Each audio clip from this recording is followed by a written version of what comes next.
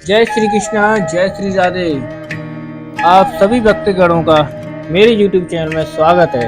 आज मैं आपको हरियाली तीज के बारे में और उससे जुड़ी कथाओं के बारे में बताने जा रहा हूँ। हरियाली तीज व्रत रखने से क्या क्या लाभ होते हैं, ये भी साथ ही साथ बताए जाएंगे। तो आइए शुरू करते हैं हरियाली तीज की पूजन विधि एवं हरियाली तीज व्रत कथा। श्रावण मास के शुक्ल पक्ष की तृतीया तिथि को हरियाली तीज मनाई जाती है। इसे श्रावणी तीज भी कहा जाता है। पौराणिक कथाओं के अनुसार हरियाली तीज का व्रत पति की लंबी उम्र के लिए रखा जाता है। ऐसी मान्यता है कि कठोर तपस्या के बाद मां पार्वती का विवाह भगवान भोलेनाथ के साथ हुआ था।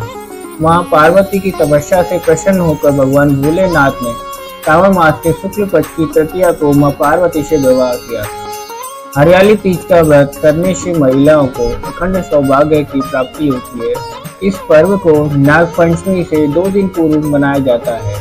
हरियाली तीज के दिन महिलाएं व्रत रखती हैं और माता पार्वती के साथ गणेश जी और भगवान शिव जी की पूजा करती हैं। सनातन धर्म में हर त्योहार का अपना एक विशेष महत्व है। इन्हीं त्योहारों में से एक है हरियाली तीज, जो देश भर में मनाई जाती है। हरियाली तीज पर सुहागिन स्त्रियां पति की लंबी आयु और सुख समृद्धि के लिए व्रत रखती हैं। महिलाएं इस दिन भगवान शिव और माता पार्वती की उपासना करती हैं। इस दिन सुहागिन महिलाएं 16 श्रृंगार और हाथ में मेहंदी लगाती हैं। श्रावण मास के गीत गाकर हरियाली तीज को एक उत्सव के तौर पर मनाई जाती है। ऐसे मिला था देवी पार्वती को तप का फल।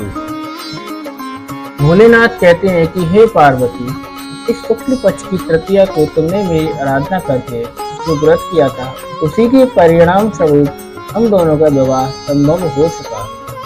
इस व्रत का महत्व यह है कि इस व्रत को पूरी निष्ठा से करने वाली प्रत्येक स्त्री को मैं मनवांछित फल देता हूँ।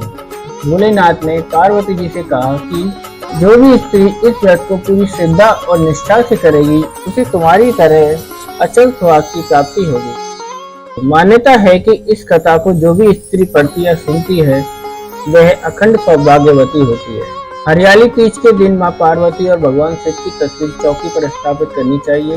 पीला कपड़ा, केले के पत्ते और कच्चा सूत भी रखें। इस दिन व्रत के लिए बेलपत्र, धतूरा, शमी के पत्ते, भांग, नारियल, एक कलश, 5 सुपारी, साफ चावल, शुभ घास, गाय का दूध, देशी घी, श्रीफल, चंदन, दही, मिश्री, शहद और पंचामृत, इन सभी सामग्री को अवश्य एकत्र करें। इसके साथ ही मां पार्वती का महावर, कुमकुम, मेहंदी, चित्र, चुंडी, सिंदूर, बिंदी आदि के साथ 16 श्रृंगार करें।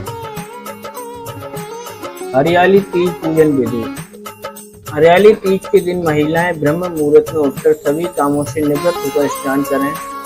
साफ सुथरे कपड़े पहनने के बाद भगवान शिव और माता पार्वती का ध्यान करते हुए व्रत का संकल्प लें।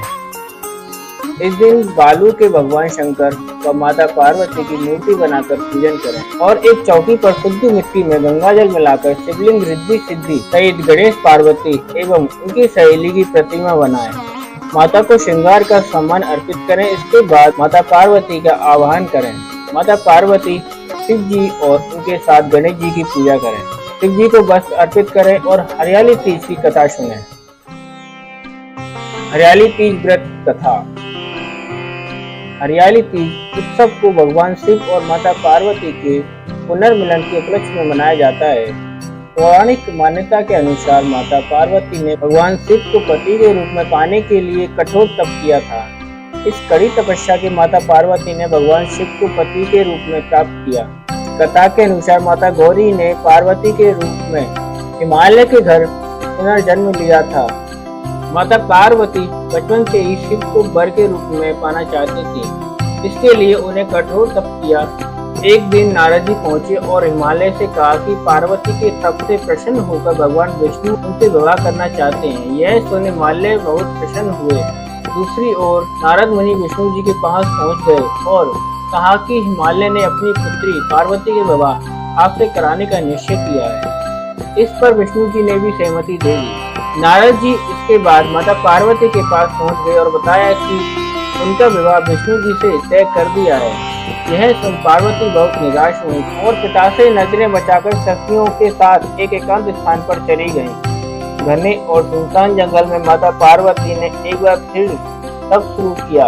उन्होंने रेत से शिवलिंग का निर्माण किया और उपासना करते हुए पूजन शुरू किया। भगवान शिव इस तप से प्रसन्न हुए और मनोकामना पूरी करने का वचन दिया।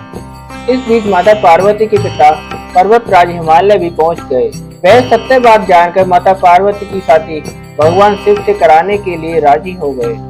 शिव इस कथा में बताते हैं कि बाद में विधि विधान के साथ उनका पार्वती के साथ विवाह हुआ। शिव कहते हैं, हे पार्वती, तुमने जो कठोर व्रत किया था उसी के फलस्वरूप हमारा विवाह हो सका।